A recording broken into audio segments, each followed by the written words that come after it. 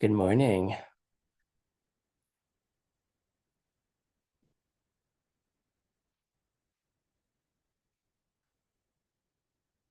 All right.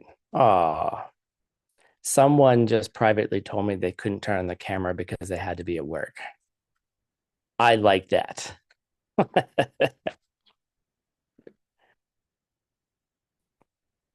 glad you're able to listen, though. Hi, everyone. Welcome back. I had a hard time waking up this morning. Whew. It's like the depth of winter here. It's actually like I sent a picture to someone yesterday, and they assume that because it's the desert, it's warm here.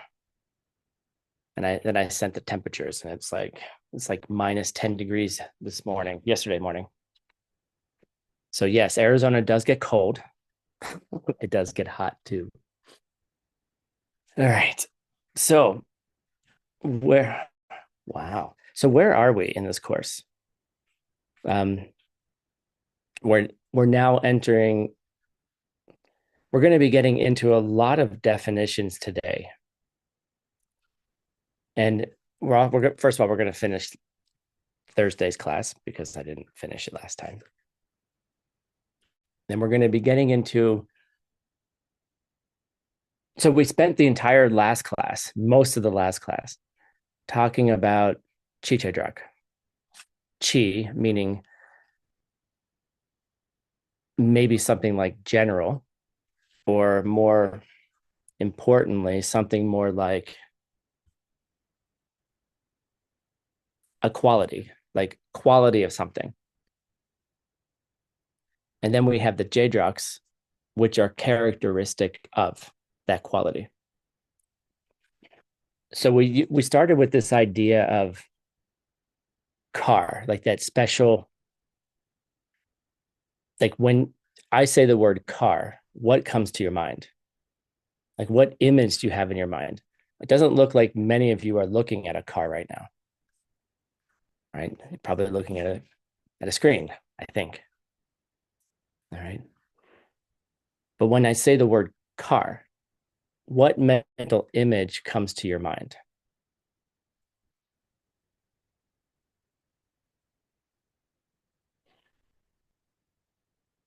And then that mental image. So then when you see an actual car, like a car in the outer world, like the car, hmm, seems like everyone fell out of the interpretation room. All right. When you see the car, like the car is characteristic of that car in your mind, the image you have in your mind. And what's the relationship between those two? Right. And there's different ways to get at that.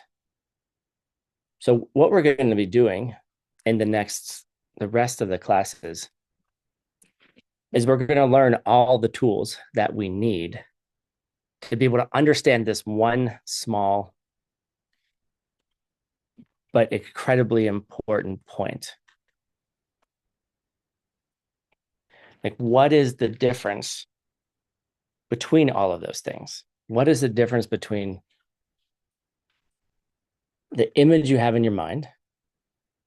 For example, like if you're not thinking about a car, like is there a mental image in your mind of car? It's kind of hard to do it when you're not, when I say the words, right? But if you're just working in your normal life, right? You're just hanging out in your house, or you're, doing your job or whatever, studying Dharma, practicing Tibetan, whatever you do in your free time.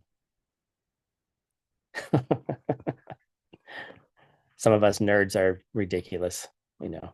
While everyone else is watching Netflix at 9 p.m., we're like reading colloquial Tibetan grammar books um, for fun.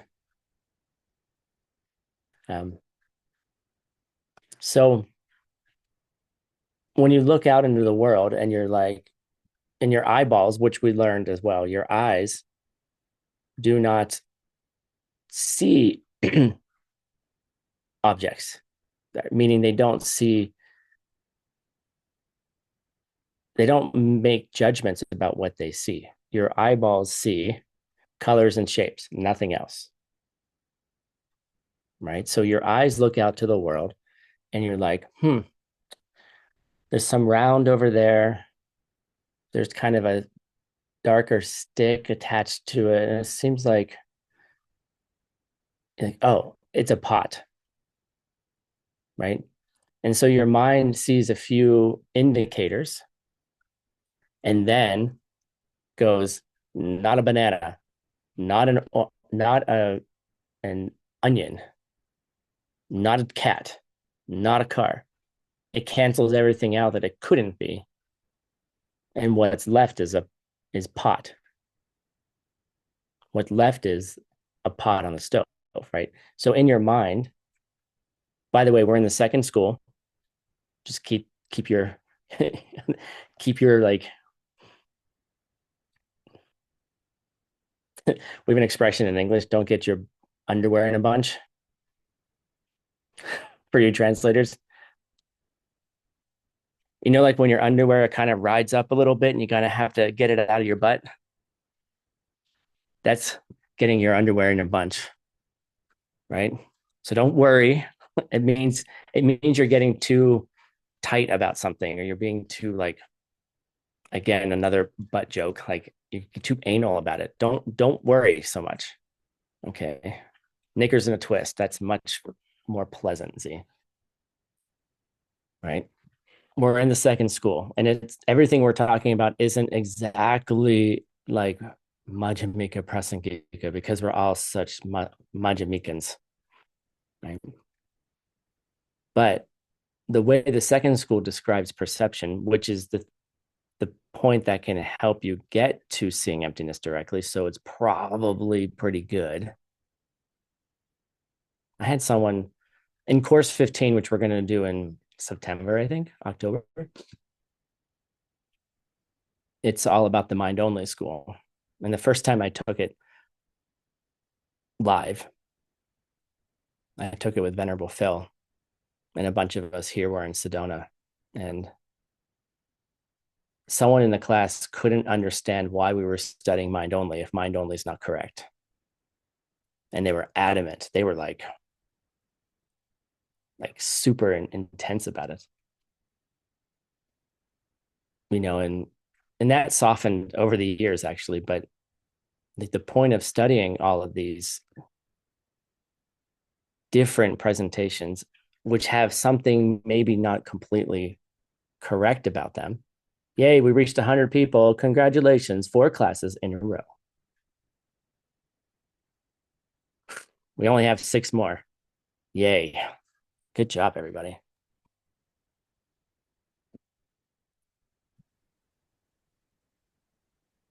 The point of learning something that may not be completely accurate is because it's accurate enough. Okay. When you study Newtonian physics in 7th, 8th, 9th grade, and you're learning how to measure the acceleration of a ball rolling down a hill. Of course, your cats count. My cats come to mix nuts. Someone asked if their cat counted as one of the 100 people. Of course, they're living beings. But measuring the acceleration of a ball down a hill is close enough for a 9th grader to understand acceleration, right? To understand geometry. Is it exact? Well, depends how you define exact, but you get into calculus, and then you might have to, when you start going into different levels, like quantum levels, like that's, Newtonian physics doesn't address that, but it's enough, and we were in our last mixed nuts class. we were talking about, we were in the mind only school, and Jason Kappa was giving us a description of getting close to enlightenment. And literally, he says, this is enough. Like, this is enough to get you so close to the highest goals that you don't need anything else but mind only. All right. So get off your Majjhimika prideful horse. Okay. So we're in the second school. It's a pretty damn high school. It can help you see emptiness directly. So when you're looking at something, your mind is canceling in the second school everything it's not a banana, not a cat, not a car, not an espresso cup. It's a pot. Okay. Except you do it for all existing things in a single moment. All right. And then you have the image pot in your mind. Right. And you're looking at, like, what are you looking at? That's the interesting question. What are you looking at? Are you looking at a pot on the stove? I'm looking at the pot on the stove.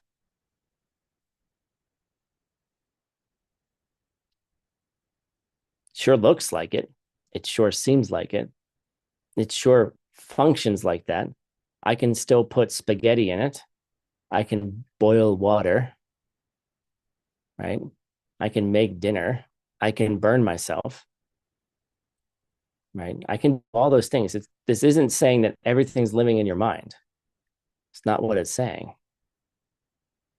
Yes, there's a pot there and it's working for you.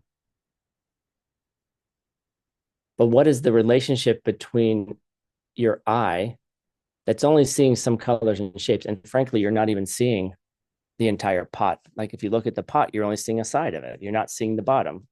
You're not seeing the backside. You're not. It's impossible. Walk around the world looking at people and being like, I can't see the back of your head. I don't know what's there. Right? Then you go around to the back of their head and you're like, I can't see your face, but I saw your face a second ago. Does that mean you still have a face? Well, experience shows us that typically walking behind somebody and walking around back to the front, their face is still there, right? But you're not looking at their face, and you never were looking at their face. And even if you're looking at the thing that you think is their face, it's not their face.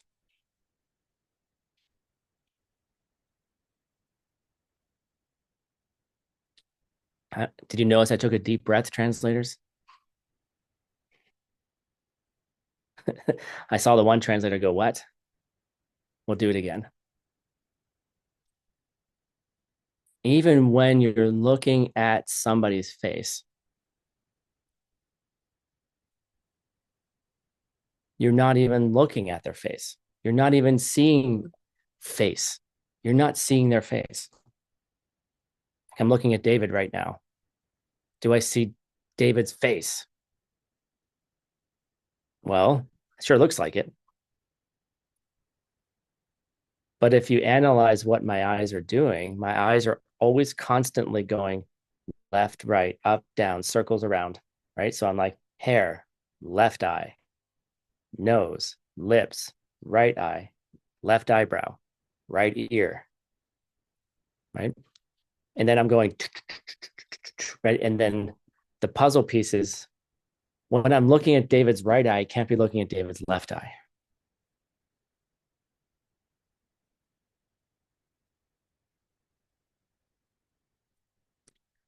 Impossible, right? So how could I, if I'm looking at David's right eye, how could I claim that David has a left eye? I'm not looking at it. If you slow the process down, you're not doing what you think you're doing. And and so then when I'm looking at David's face, I'm not looking at face. I'm not looking at David's face. David doesn't have a face. Where's David's face? The face I'm looking at. How about that?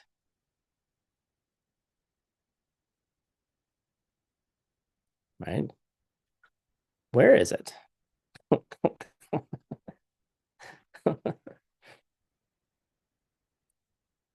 You're looking at an image of David's face in your head, in your mind, and thinking that it's out, the thinking that the face is out there. And yes, you are looking at indicators of a face, right? But where is it? And what is the relationship between those two? That's the key point here. What is the relationship between those two? And now I'm going to go incredibly deep right now. So just suck it up. And translators just make weird faces. If you can understand what I'm about to say, you can get very, very close to emptiness. Dependent origination. Okay. Here we go. Where's my pointer? There it is. Okay. Now we were talking about quality and characteristic of, right? There's some quality car in your mind. And then when you look at a car, the car, you're not looking at the car. You're looking at some round and some clear and some angles. Da, da, da, da, cancel, cancel, cancel. And then the image car comes to mind. You go, oh, that's a car. All right. So it's characteristic that the car is characteristic of quality car, carness. Like David's face is characteristic of faceness or David's faceness. Okay. Like the beingness of it. So keep these two things in mind. We have quality and characteristic of. It's characteristic of quality. Two things. All right. Now, when you think of quality, right? When we think of, yeah, you think of the word quality, like when we're using it in chi, quality. What's the relationship going on in your mind? You have qualityness, and then you have quality, which is characteristic of quality. Quote quality.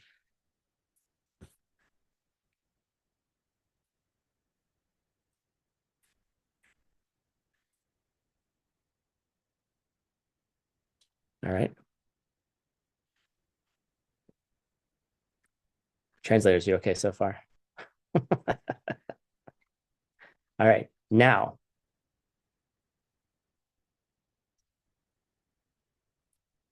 let's put quality back up into quality, right? And then you get, this is one way to think of it, quality and qualityness, like qualityness and cheche or the jedrak of quality, right? Now put that quality, the orange one, back up into the chi. And then you get a quality or the quality as J-Drox.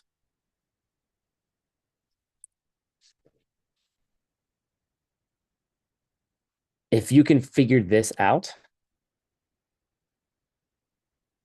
okay, the relationship of all of these things, you can get very close to seeing dependent origination. And this is why we studied logic. We have to push our minds. We have to, first of all, get our minds wrapped around it.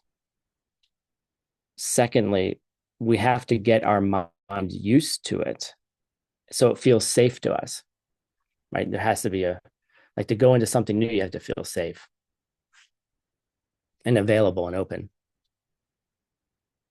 And then we use the mind to drive the experience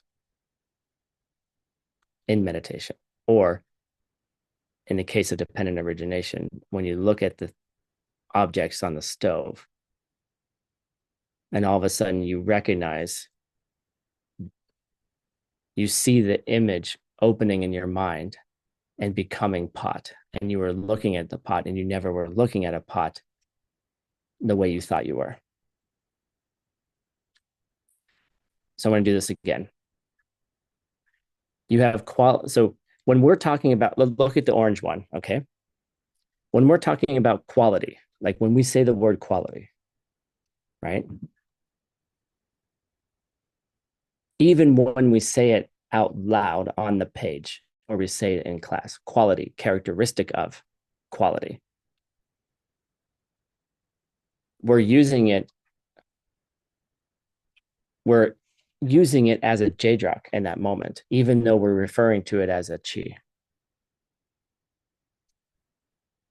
All right. What is the chi of quality? That's what this first one is doing. When I'm defining quality, what is the chi of quality? The purple, the quote quality. What is the chi of, what is the qualityness of the definition quality? Okay.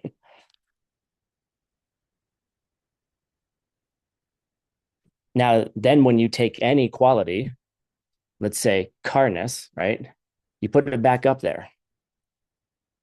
And from there, you get the instances of J-droks.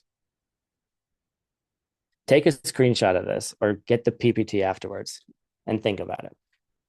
We could spend a whole class on it, but I want to move on to other topics. So the rest of our classes are really going to be about creating the foundation to understand this. Okay. We're going to get all the tools to understand Chittagrak.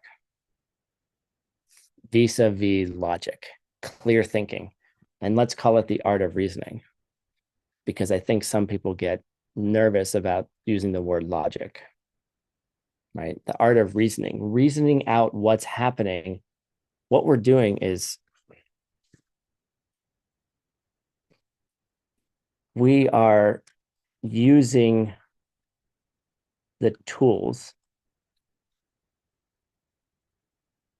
to break apart this, what we're doing when we're looking at the pot on the stove.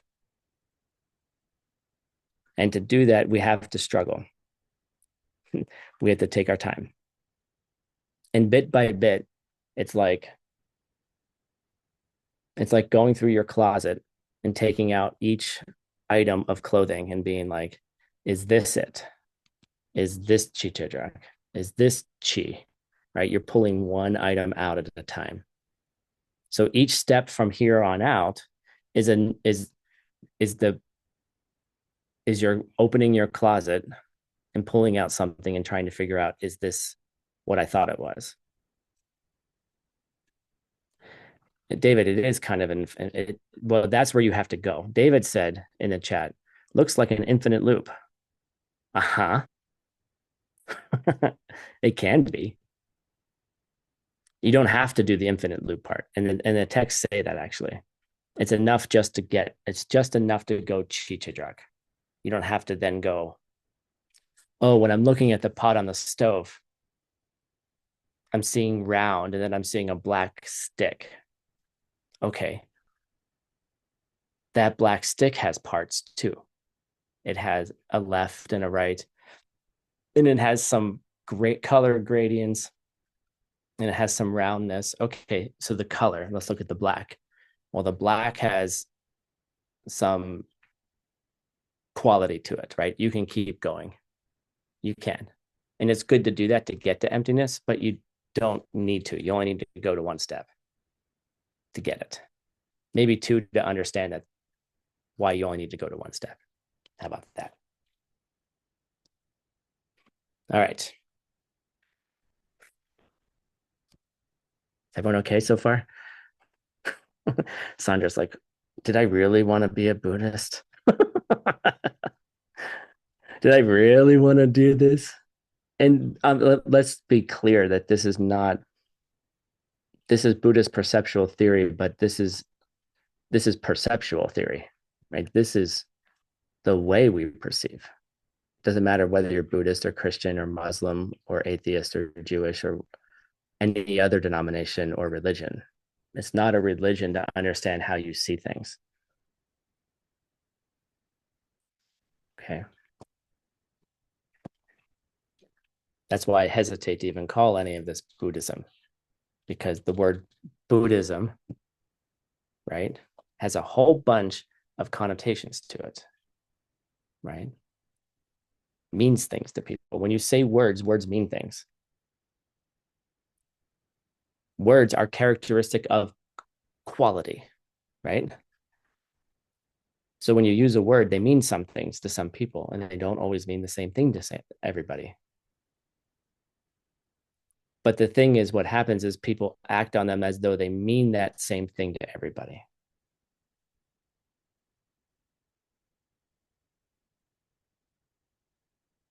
And then conflict arises. The chi that's in my mind is different than the chi in your mind, even if we're both looking at the same car.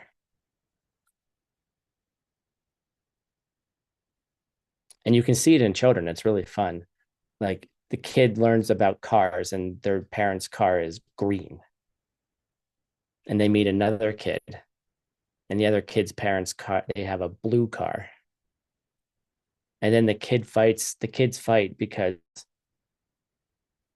they don't understand that cars can be red or can be green and blue. No, cars are green. No, my mommy's car is blue. My mommy's car is green. You don't have a car. Like then they start fighting. It's the same fight that adults have when they have guns. If you think about it, they're acting like 4-year-olds because they believe the world is some way and they're willing to defend it to the death. It's just green and blue cars. It's the same fight. That's why I don't fight with most people anymore. I'm like, okay, I got a green car, you got a blue car. Even if your blue car is wrong, right? That's what happens in our mind. Well, your blue car is wrong. My green car is correct. No, sure, they have blue car and I have green car. And we're looking at the same thing. Don't fight people. It's useless. Absolutely useless. You're fighting between green and blue cheese.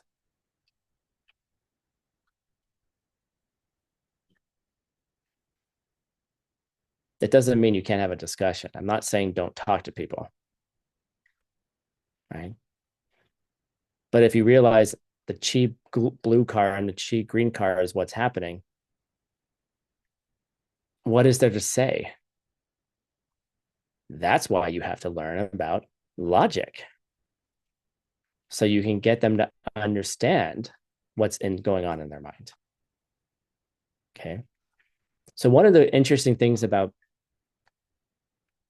reasoning in this system, logic in this system, is that you're actually not allowed to use any ideas that the person doesn't already accept.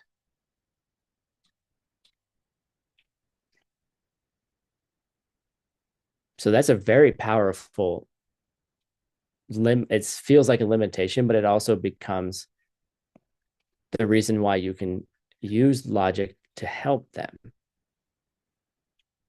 Let's use an extreme example. Somebody comes in and tells me that the world is flat. They have chi, flat world. I have chi, round world. Okay. They don't accept a round world, they only accept a flat one. So you have to use the things that flat earther believes in already to show them why their point of view may not be correct. I don't know. I mean, honestly, I could give reasons. I don't know. I mean, maybe the world is flat. It's just so who knows? But I've seen enough evidence that the world's not flat. But, you know, if there's any flat earthers here, I apologize that I'm using you as an example.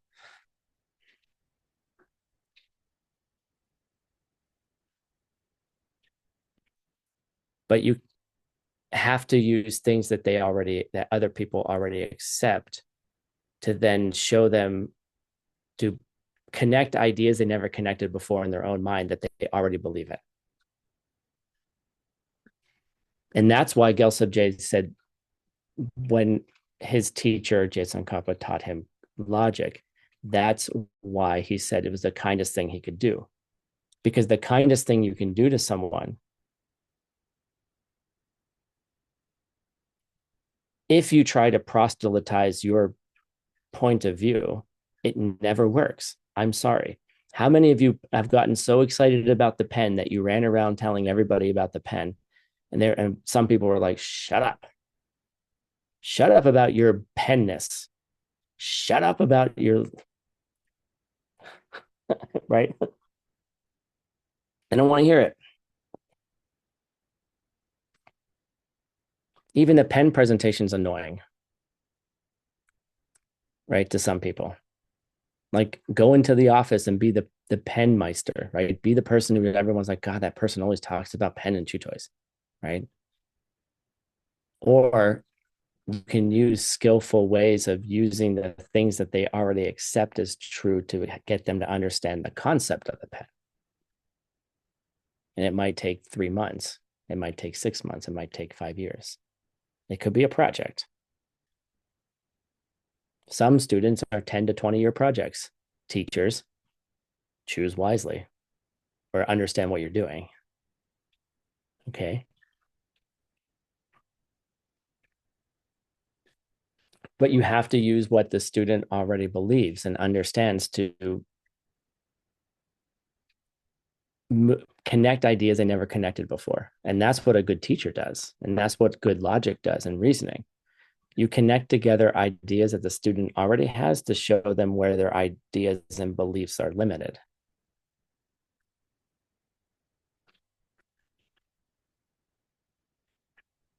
If they're available to it. And most of the time you make the connections and they fight you and you're like, okay, all right, we'll try again tomorrow. All right. Still a blue car versus a green car. Okay. Right. We're operating at different places. Okay. That's fine. Right. And so that's how we really help people. It's not about proselytizing or telling them they're wrong. You're so wrong for believing in a flat earth. Okay. So what? Does it change your life at all whether or not the earth is flat or round, functionally speaking? Unless you're a cartographer, unless you're flying airplanes or spaceships or shuttles or launching rockets to Mars. And some of you might. I know some people who've worked in NASA, right? Does it functionally change your life? No, not really.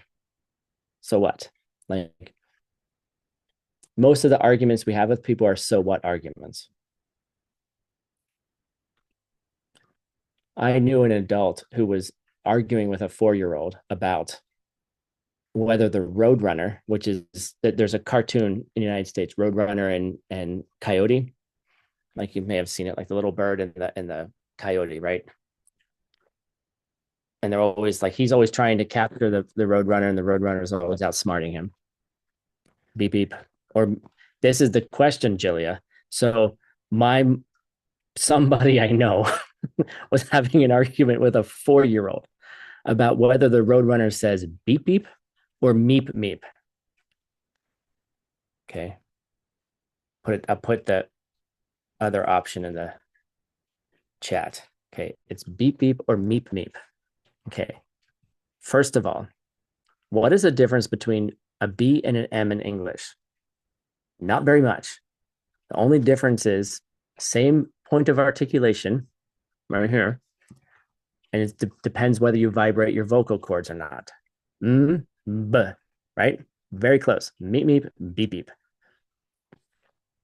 This person was fighting with a 4-year-old, and the 4-year-old was getting so upset because the adult was telling them the roadrunner said something else.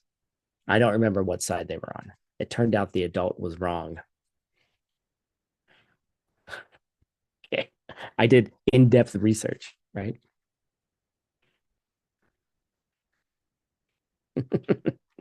You know, don't worry about it. Okay. The road runner says meet me. Who cares? Doesn't change the world, So what? Certainly is a so what when it comes down to something that can save your life. And that's where this is the whole point, is that it can get you. This is a matter of changing the world, right? This is not a matter of whether it's green or blue, or it's meep meep or beep beep, right? Or the world's flat or round. Functionally, it doesn't change much of my life. Although it seems like because the world is round, I can fly faster to different locations. It depends, whatever, it doesn't matter. But you see, like when you're talking to people, how different are your cheese? How different are the cheese in your mind and their mind? And maybe the point of logic's not so much about changing their mind, but it's about changing your own, to see where you bump up against your limited belief. Okay.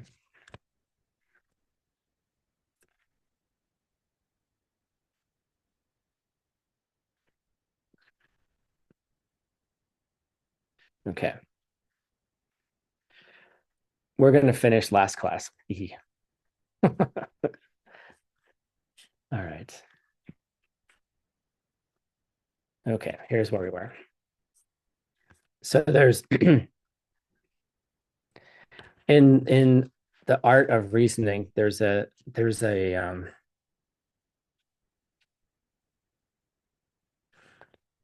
we have two concepts. One is called the group of similar cases and the group of dissimilar cases. Okay. We're creating two categories of things. All right. The group of similar cases and the group of dissimilar cases.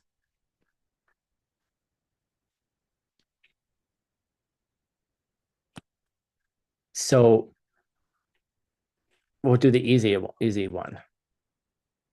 A group of similar cases are things that are easy to see how things are, the quality that is being proven is similar, meaning the objects that are in the group of similar cases, the stuff, the things that are in a set of similar cases. Okay. It makes it's how are we proving one quality but the other? For example, a group of similar cases, all working things. What else is all working things?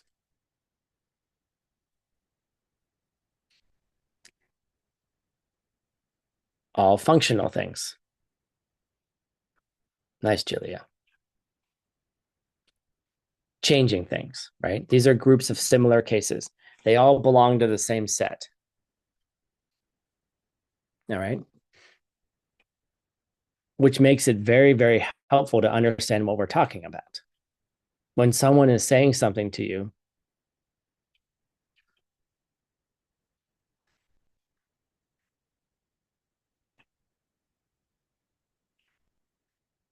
if someone says, consider all fruits, consider all the fruits in the world,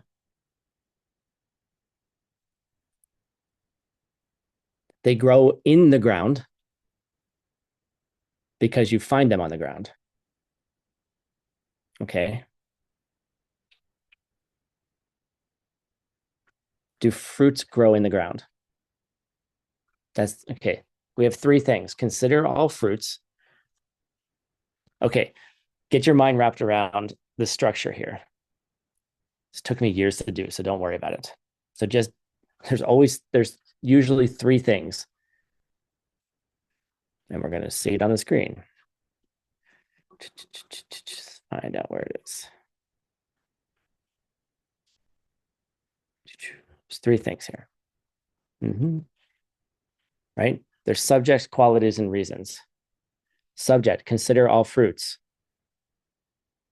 They must grow in the ground because you find them on the ground. All right. We're going to talk about how to evaluate this. Second thing here, the assertion. They grow in the ground, right? Do all fruits and growing in the ground, are they a group of similar or dissimilar qualities or dissimilar cases? Consider all fruits, they grow in the ground. Are they similar cases or dissimilar cases?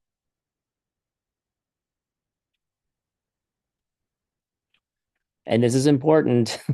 Everyone's like, well, I don't care about where fruits are.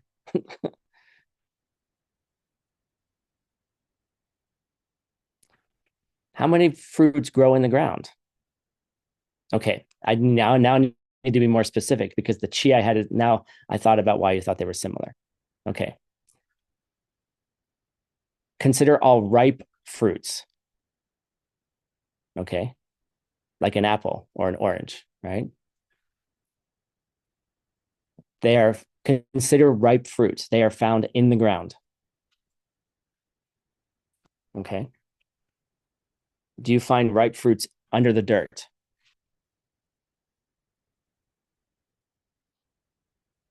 I can't think of any fruits that you find ripe under the dirt.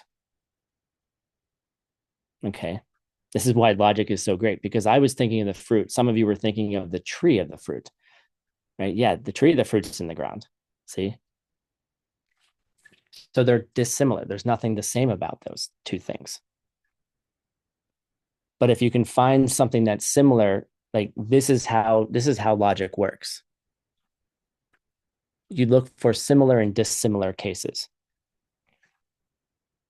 to figure out whether a logical statement is true or not. So your mind has to be like canceling a lot of things really quickly. Is peanut a fruit that grows underground? Fine. You found the exception to my find. See, good. It's actually why I chose this example, right?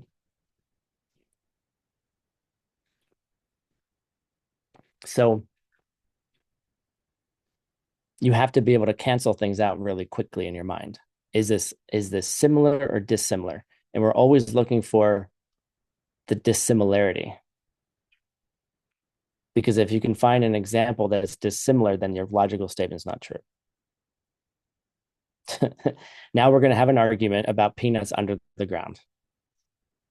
Hey Siri, do peanuts grow under the ground? Let's see what she has to say. Peanuts are a fruit that grows underground. This is from hunker.com. Okay. Apparently, Pete's, according to Siri. Now, is AI correct? You got to be very, very careful. Okay. So now we're getting into definitions. What is a fruit? Does a fruit have seeds? Well, cucumbers have seeds, but a cucumber is not a fruit. A cucumber doesn't grow under the ground, it grows above the ground. So why is it a fruit? Why is it a vegetable, not a fruit? Okay, now we've got to make definitions. What makes for a fruit, right? And then we have to agree on what a fruit is. If we don't agree on what a fruit is, we can't determine whether it'll grow underground or not. What makes for a fruit? Are tomatoes fruit? Some people say they're fruits. Some people say they're vegetables. If we can't agree on what a term means, all we're saying is it blue or green? A blue car, green car. Okay. Stop arguing with me. It's not the point. It's not the point what the definition of fruit is. The point is that The point is, if we can't agree on a definition, then we can't have a discussion. And how many times do you think you're agreeing with someone when you're not? That's the point. You don't even have your definition straight. You can't even engage in a logical argument if you don't have an agreement on what it is that what the heck it is you're talking about. Okay. So now there's three things. Okay. Now let's talk about the group of dissimilar cases. This is the last homework question from the last homework. Okay. We're talking about changing things now. What are some things that are dissimilar to changing things?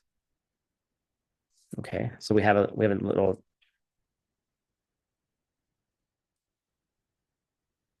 Well, that doesn't build correctly. Oh, sometimes I screw these up when I do it late at night. Okay, whatever. It doesn't matter.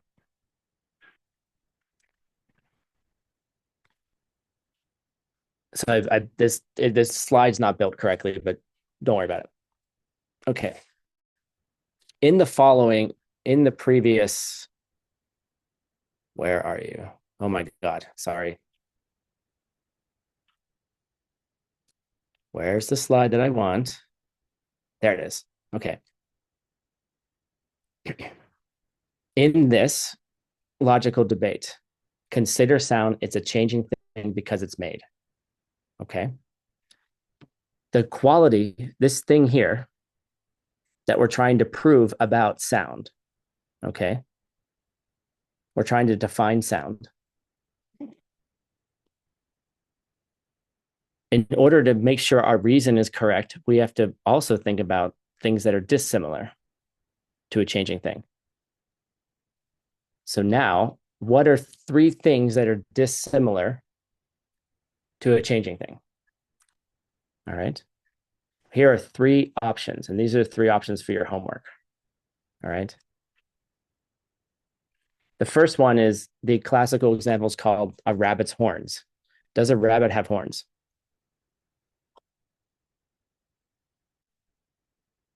Does Tim have horns?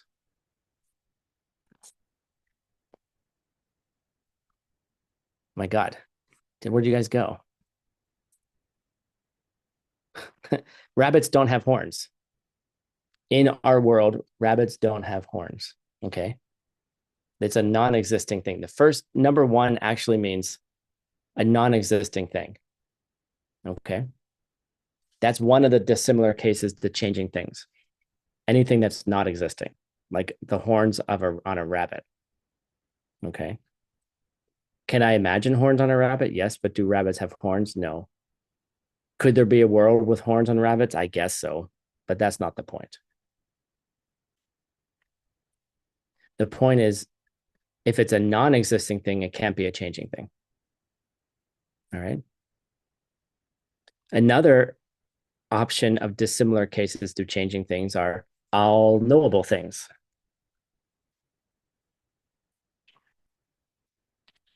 Why? Because there's some knowable things that are not changing things.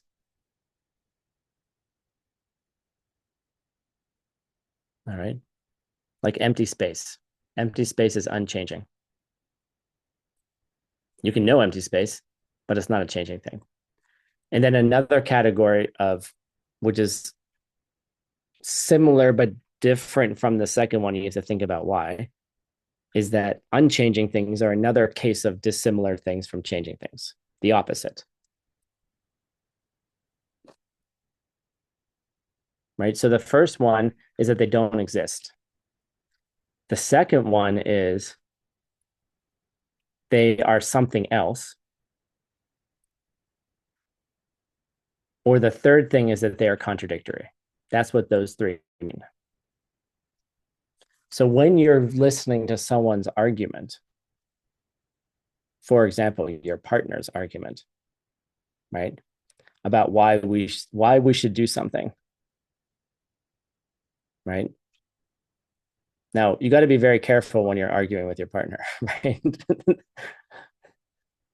Or they're trying to convince you of something, or someone's trying to convince you of something, or you're trying to convince somebody of something based on things they already know, and you know that somehow they're incorrect. This is the value of this. You start looking for dissimilar things, things that don't exist, maybe a flat earth, I don't know, something that is not it. And the third thing is something that's contradictory. Put that on your homework and then meditate on it. Okay. Now we're in class 4. We've been in class for quite a while. Okay, now we're going to go into a whole topic, which is going to help you understand Chichedrak a little bit, even more deeply. Here we go. This class is so much later, I promise. What is a cause?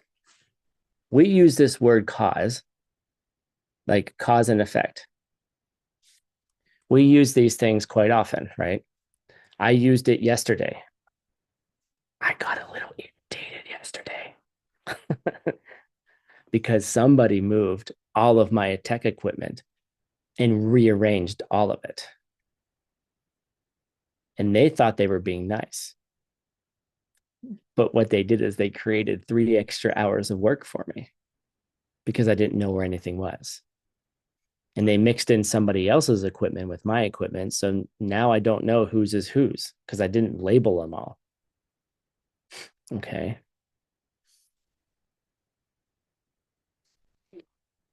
And so I got upset. Well, upset's not the right word. I was like, oh my God, why do I have to see my time being wasted? No. Z, the lesson from Tim is when you do something with stuff that doesn't belong to you, talk to the person first and say, look, I want to do this project, but your stuff is in the way. Oh, okay. Can I move it? Yes.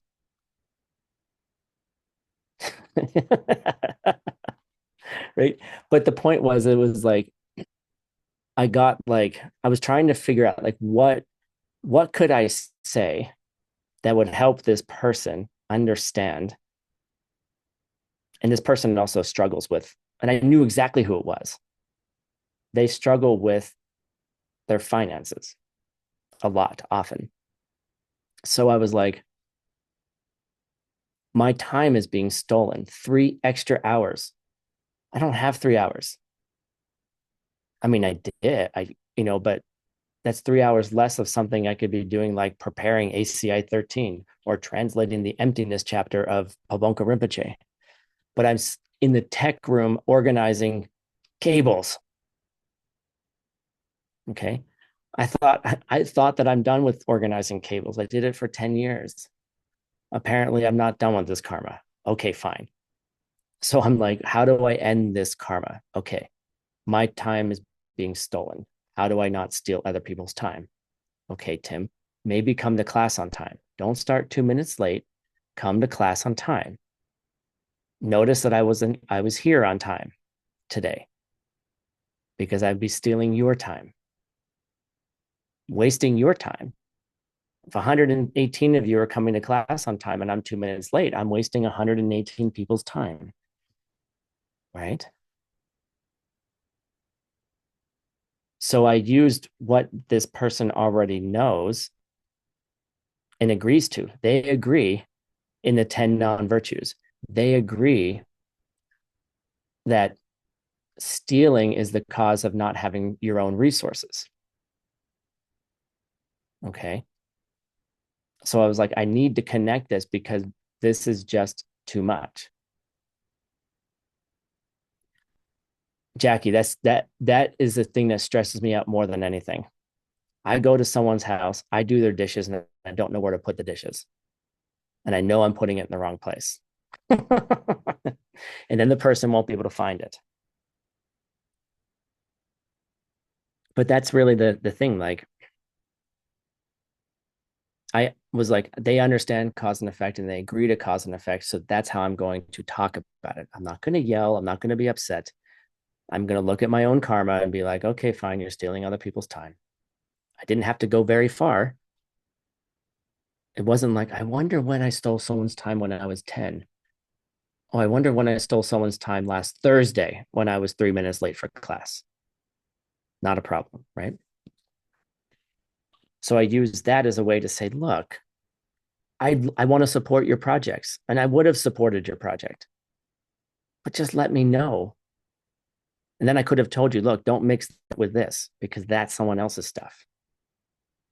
The room looks really organized. It's beautiful. I saw 3 extra hours of work, you see. So causes. What is a cause? So the very simple definition of a cause is something which brings about something else. That's easy. A cause is something that brings about something else.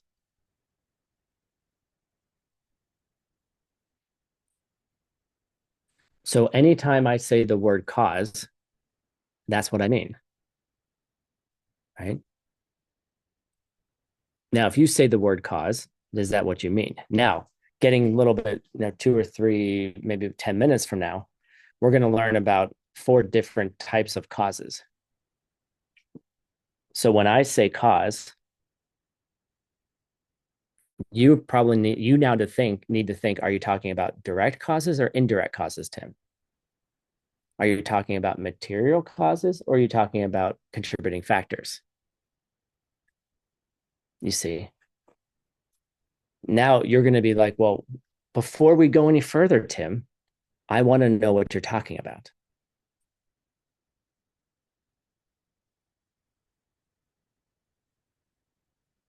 You see, this is why having relationships is important, right?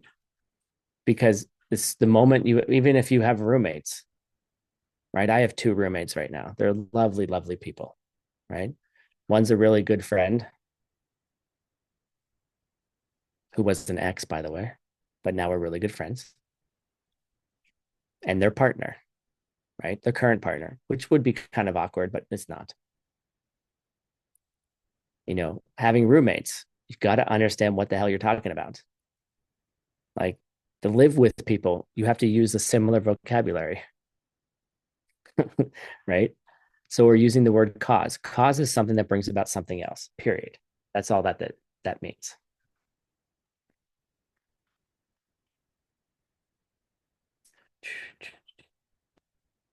So,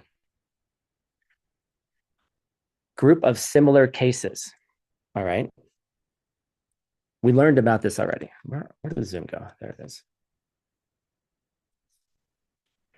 Group of similar cases. Right? We just talked about it. Right? What are other things that are, when you talk about a cause, anything that brings about something else, what else belongs to this group? Okay, what else belongs to this group?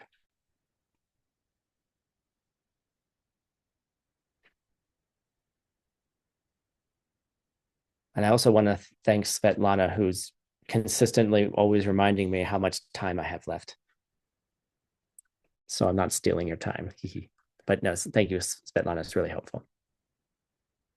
What are things within this group? We have 3 things in this group. A working thing is also considered a cause. All right. That's pretty clearly. A working thing is something that does something. A functional thing. Okay. Maybe a changing thing, because we already established that working thing is also changing and functional things. Something that does something. Excuse me. But also a result is also part of the set of similar things. Wait, but doesn't a result come from a cause? Yes, it does. That's true. But a result is also a cause for something else.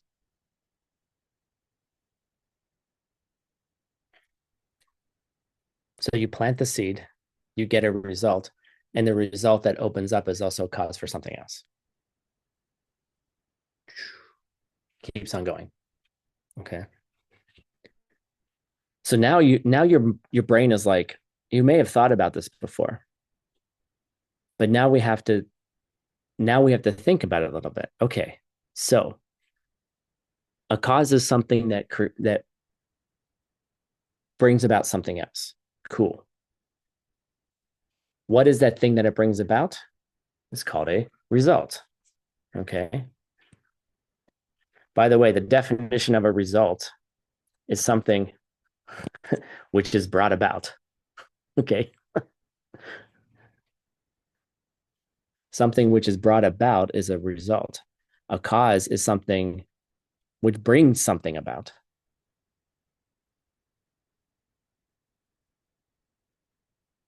Right? But a result is also a cause because a result will create something, will bring something else about. So it becomes it becomes like stepping stones. If it's a functioning thing, if it's a changing thing, if it's a working thing, it'll keep the results will be causes for more results and so forth up to infinity, which is what David was mentioning earlier. Okay. Well, Tim, what if the pot breaks or what if the pot wears out? Well, it wore out, but now there's a hole in the pot, right?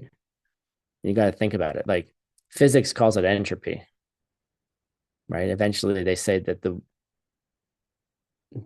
everything goes to a neutral state. I don't know. This is we're not going to physics right now. I'm not going that direction. But you could write your Dharma dissertation on that.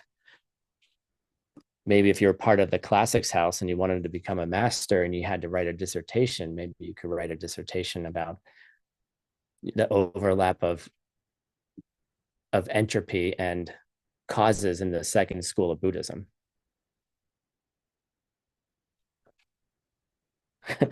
Lauder's like, well, I quit. Lauder was like, I wonder what else I could do with my life. Just kidding. Maybe I'm not. Um, so, but when we're talking about causes, right? Hold on a second.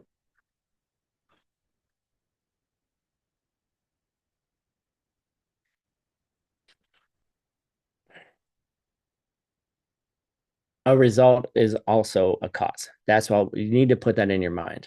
Okay. Now, causes, there are four types of causes. Welcome to Galupa Buddhism.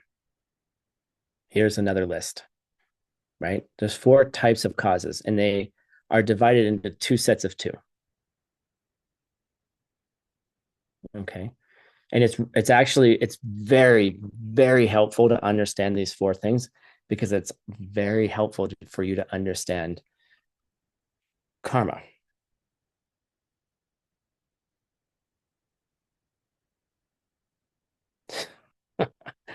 Yeah, Shang, we are in the second school right now. Yeah, Shang asked, but we said in ACI 12 that the causes don't touch the results. We're not talking about that right now, but we are. But we have to pull our minds out of our Madhyamika aspect for a little bit because when most people say plant the seed, they're not thinking like that. They're not thinking like, oh, well, the cause never touches the result. So how is it possible that it's only a projection of my mind that it looks like the cause is touching the result, but it's just a matter of just a mere projection happening over and over again that looks that way. Yes, true. But When most of you say, "Oh, Tim, I want a partner." And I'm like, maybe you should go to the nursing home and take care of an old lady. By the way, I have an old lady now. I have a bona fide old lady. She called me last night and she asked me if I could take her to the cafe this morning. So cute. I was like, oh, sure, I can drive you. And then her friend's going to pick her up and take her to Phoenix to go shopping. I'm like, this is so fun, right? Get yourself an old lady. Well, why would you get yourself an old lady or an old man? Well, you're kind of, you want a partner, right? So you got to go plant a seed for that. The cause of a partner is taking one of the causes, please. One of the causes of a partnership is taking care of lonely people,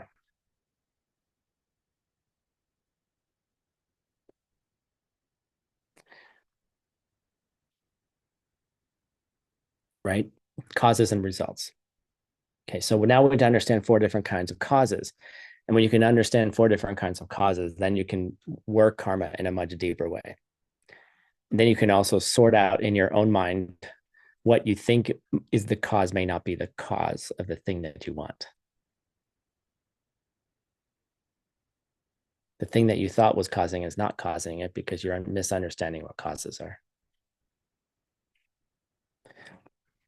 I think, by the way, if you guys want to debate what's happening in the chat with Julia, I think her old lady is wise. I don't think she's saying don't study Buddhism, Julia. I think she's saying something else.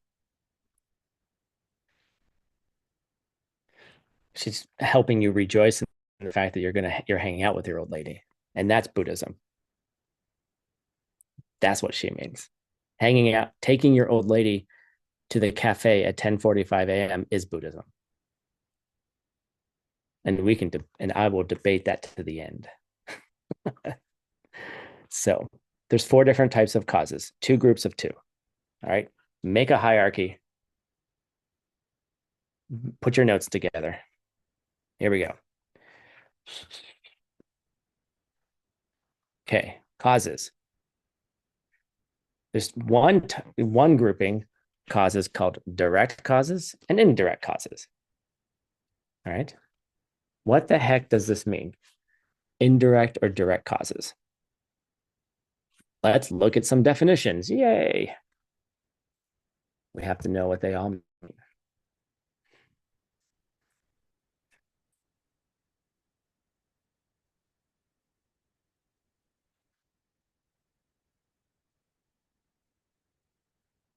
So in the second school, in the second school, in the second school. Okay. I'm just telling you this so you're not going to start arguing with me. In the second school, and it's useful and very helpful. In the second school, a direct cause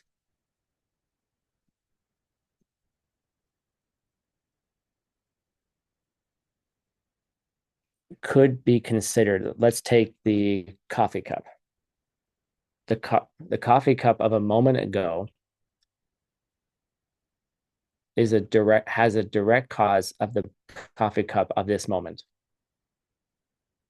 The coffee cup of the moment before that flopped over, that moved over, that changed over into the coffee cup of this moment is considered the direct cause.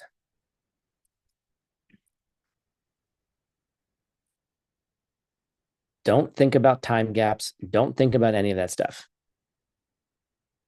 You can think about that stuff, but don't think about it right now. Then you can think about the relationship of this with that. Okay. Just write down definitions and then meditate. This is why maybe you should take ACI 3 or you should go to my meditation course that happens at 8 o'clock because it gives you the tools to think about these things.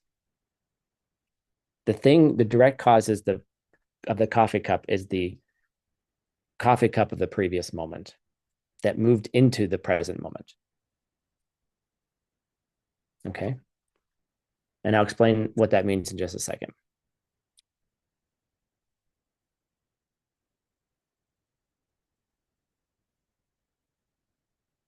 The indirect cause is okay. I need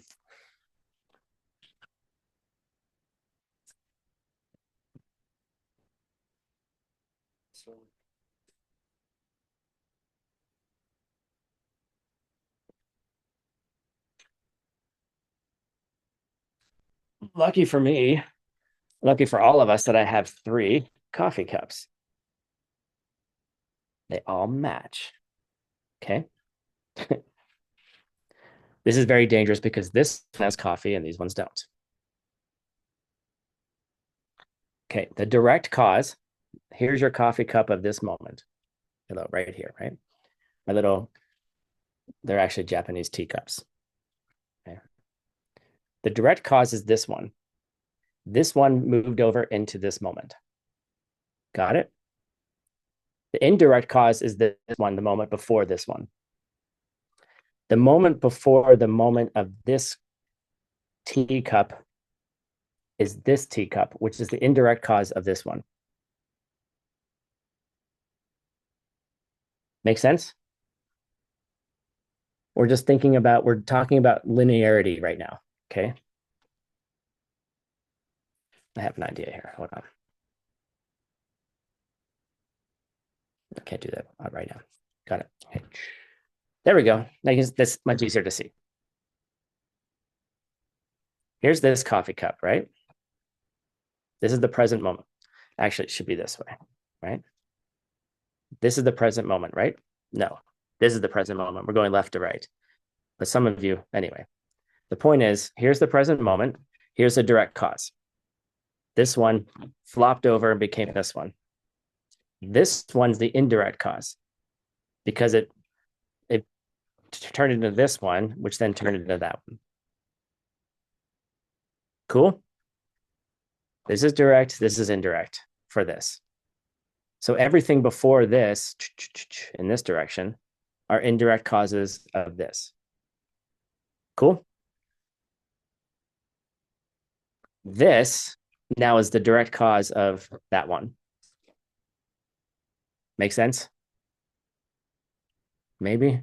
I see a whole bunch of what the, yeah. Either that or you're just bored. I can't tell. Okay. I like what David put in the chat. Indirect, direct, present, right? So to think about what is the direct cause and what is the indirect cause, right? And then you got to think about how that relates to the time gap in karma, which I'll let you think about later. Okay.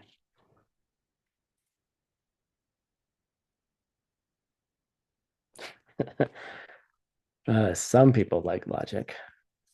Okay. Turn them off. Okay. I think Julia got it pretty direct correctly in the chat. You can cut and paste it. All right. But those are 2 types of causes, direct and indirect. And how does that relate to karma? And how does that relate to GJ Druck?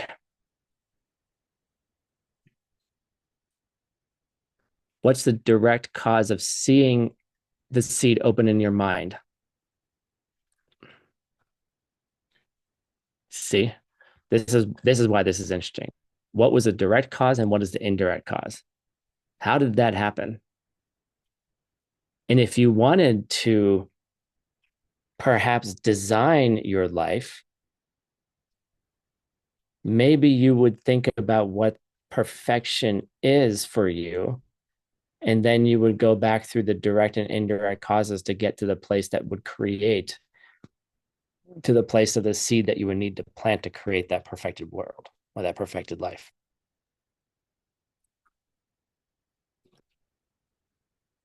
Maybe if you were trying to design your perfect partner, you would get yourself an old lady. You know what the best part is? I wasn't even looking for an old lady. I was at the cafe last week. The owner comes up to the table, or the manager, and says, "Hey, is anybody leaving soon?" And everyone was like, "No, we stay here for like 4 hours to annoy you."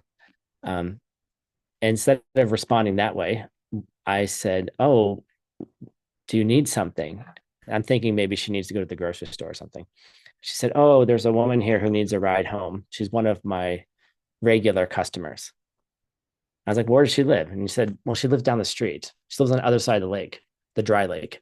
And I was like, okay, go. I'll drive her home. When does she want to leave? 10 minutes. Great.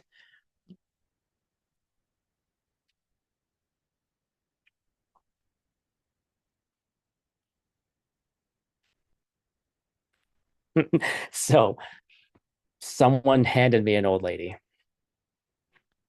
you see. And I took, well, I made the choice, right? So yeah, so I drove her home and now she calls me, right? Now I got an old lady, you see. Right. The karma ripened to get an old lady. Exactly. Get it? Okay. Z just said it, and I want you guys to get this point. Now we're moving out of the second school for all of you people who are annoyed at the second school.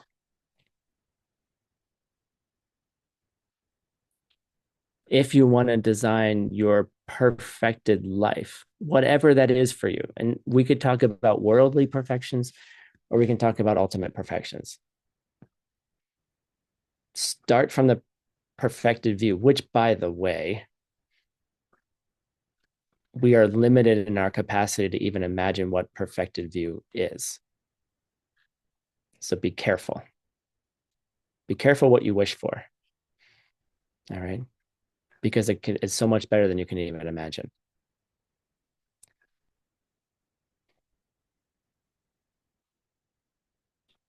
Go backwards. What seeds do you need to plant to get that? What are the direct causes? Go backwards. Do. Right. And if you want a perfect partner, one of the seeds of many would be having an old lady. Oh, Tim, but how do I get an old lady? We'll go to the nursing home. Well, how do I get to the nursing home? Well, you got to drive there. Well, how do I get a car to drive to the nursing home? Well, I need to have a car. Then I need the money to have the car. Then I need to have, et cetera, et cetera. Get it? Like it looks nearly impossible, maybe, right? But if you know how to plant seeds correctly, then your old lady just shows up. By the way, she was wearing red. Duh. Of course, right? You see, you plant the seeds, and then I don't have to go looking for an old lady. I just get. She's like, oh, and then she calls me, right? I gave her my phone number. I said, well, if you ever need a ride, give me a call, and she called me, right? You see, so it's now. Am I helping her because I want a partner? Absolutely not. She's. I don't know how old she is. Probably 85, maybe 80, 85. She's unsteady on her feet. I helped her not fall one time. And, you know, she's living by herself in Rimrock. She doesn't have a car, right? She likes the cafe. She wants to hang out with people. She's lonely. She doesn't have anyone, you know, like, no, it's not about getting a partner. It's about like respecting somebody. She can still be respected, even if she can't drive anymore. You know, she can have a dignified life. You know, how awful is it to live a whole life and then not be able to drive anymore and have to be stuck at home, right? And then have to call people to drive you somewhere. Like, what kind of, if I think about that now, like I don't want to ask for that help. I like to be independent. I like to drive my BMW, but at some point this body won't let me, you know. Then I'm gonna have to humble myself and be like, hey, can someone drive me? Right? Maybe there's shame involved. I don't know. She doesn't seem to have too much of that anymore. She's just like, I'm old. Great. Can someone drive me? You know, but she's happy. She's fun. She's a delight. You see, I'm not helping her because I want something from her or I want some seed. You see, there's a difference. All right. So those are two times causes. We have We have another set of causes, and then we'll end here. It's a good place to end. Okay. This is what this is how you clarify certain things. There's material causes and there's contributing factors, all of which bring about things. All right. But we have to understand what those mean. So, what does a material cause mean? Let's see here.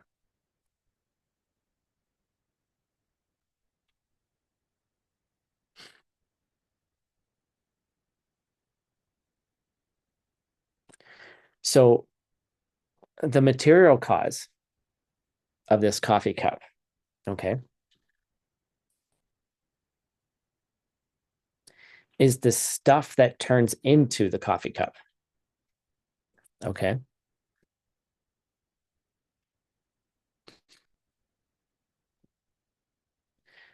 So let's say that the material cause would say, let's say maybe it's some, I don't know what it's made of, maybe porcelain, I don't know.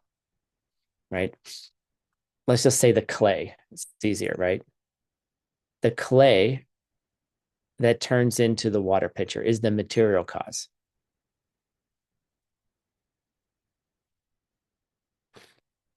And then the person who makes, shapes it, right? And they have it spinning around, you start shaping it, right? The potter, the person who makes the cup, is the contributing factor.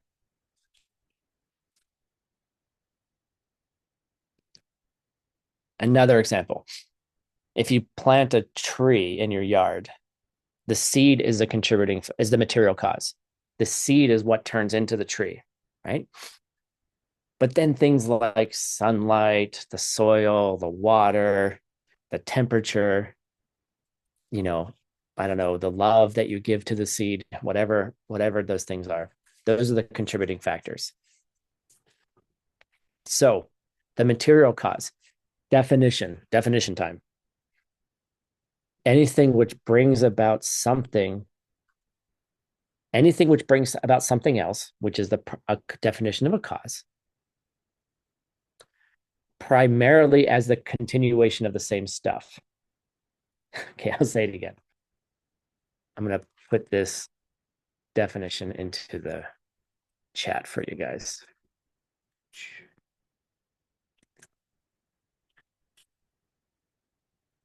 Okay, and we're going to do it like this. Oops, nope. Okay. Anything which brings about something else. Oh, dang. Okay, the word primarily should not be. Oh, man, I was so close.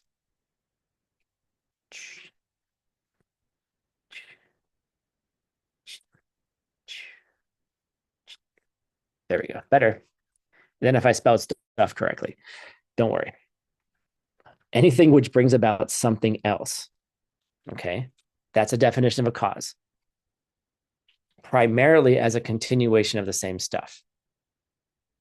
Right? You got your coffee cup, then you have your clay. You have your tree, you have your material cause is the seed, right? But what this is primarily referring to by same stuff, we're talking about physical stuff and mental stuff. Okay.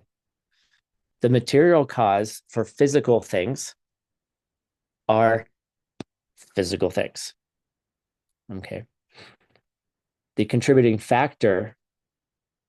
Okay. So, for example, this is when we get into ACI 4, which many of you have taken. You see, ACI 4 says the logic behind past and future lives is that physical stuff makes physical stuff and mental stuff makes mental stuff. The things of the physical are created by physical things. The things of the mind are created by things of the mind. And the two are different. Okay. So for example, like this is the example that we use in ACI 4, and now you can kind of get more definitions because you're ready to understand it.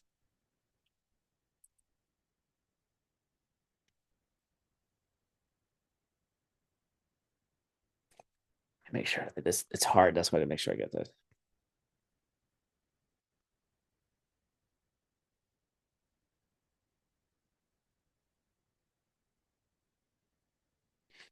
Okay. Right. So, for example, the mind that you have, right? What are some of the contributing factors for your physical? It seems like the physical and mental things of you. Well, the sperm and the egg came together.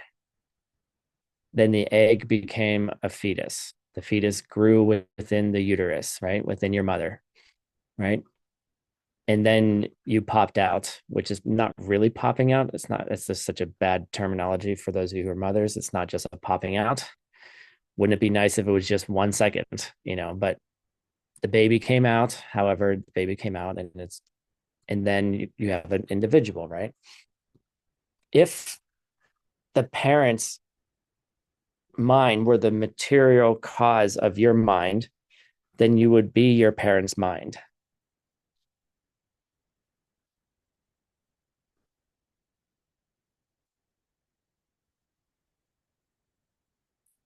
Everyone's like, what? How did we get there? If your mind, if your parents' mind was the material cause for your mind, then you would have your parents' minds. How many people feel like they have their parents' minds? No. Maybe they traumatized you in some way and therefore you carried some of that, but you don't, you see. So then the question is, well, where did your mind come from? Because mind is, mind stuff and physical stuff are separate stuff. They're separate things. They're defined differently, which we define them already. It's clear and aware. So the parents are contributing factors. Okay. So then you say, well, where did your mind come from? And you do all of these, you do all of those arguments in your head, you do all of those things. And then eventually you're like, maybe my mind, my first moment of mind came from a previous moment of mind, which was before I became me. So there maybe had to have been a mind before my mind.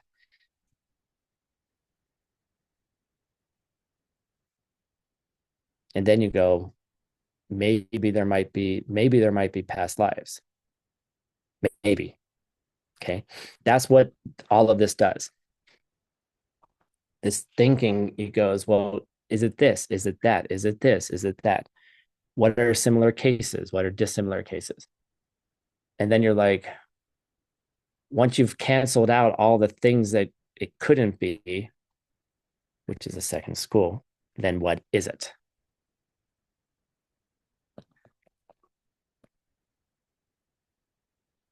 And when you cancel out everything that something is that you thought it was the way it is, and you cancel all of it out, the only thing you've left is the perception of emptiness.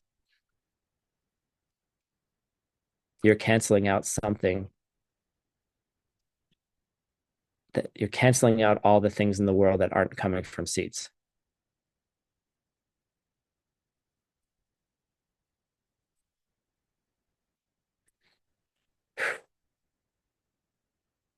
And that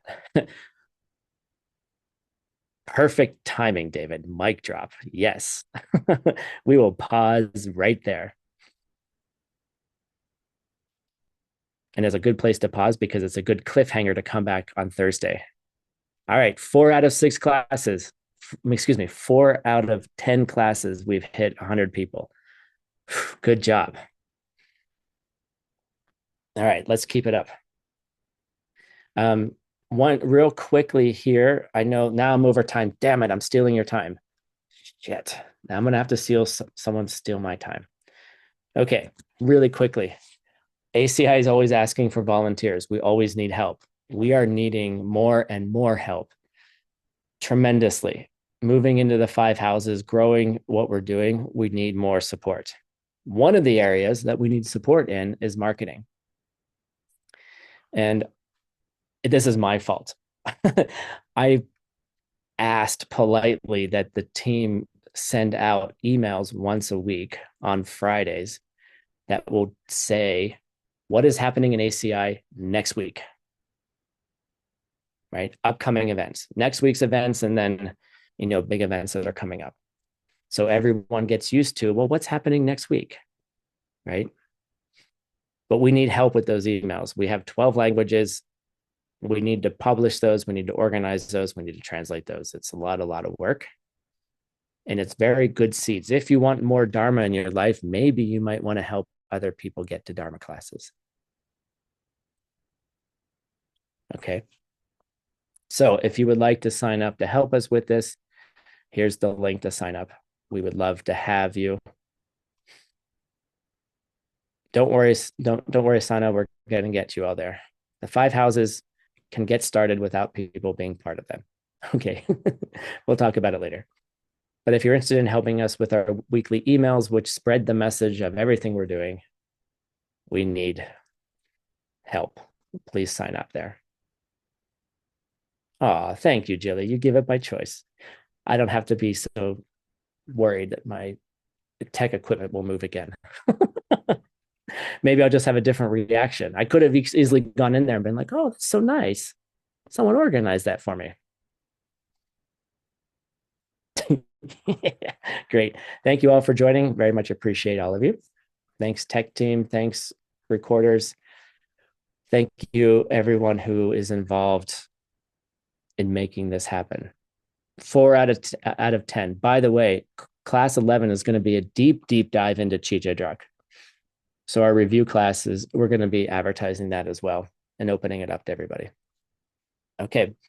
I'll be back in about 25 minutes to teach about meditation and translation. If you would like to join, we'll be here in 25 minutes. And if you're taking off, we'll see you on Thursday morning. Hope you all have a wonderful day and say goodbye to each other, please. Adiós a todos. Спасибо большое. Пока-пока. Bye. Thank you. Team. See you soon. Bye-bye. Gracias, maestro Tim. Thank you. Спасибо большое. Stay forever. Thank you, Team Sama. Muchas gracias, 谢谢老 Tim. 师。 Muchísimas gracias. Thank you, Team. Cảm ơn Thanh rất là nhiều. Cảm ơn Ngọc Thiện Sự. Thank you, Tim. We love you. Aw, I love you too. All right. Thank you. I'm going to take a little break. See you guys soon.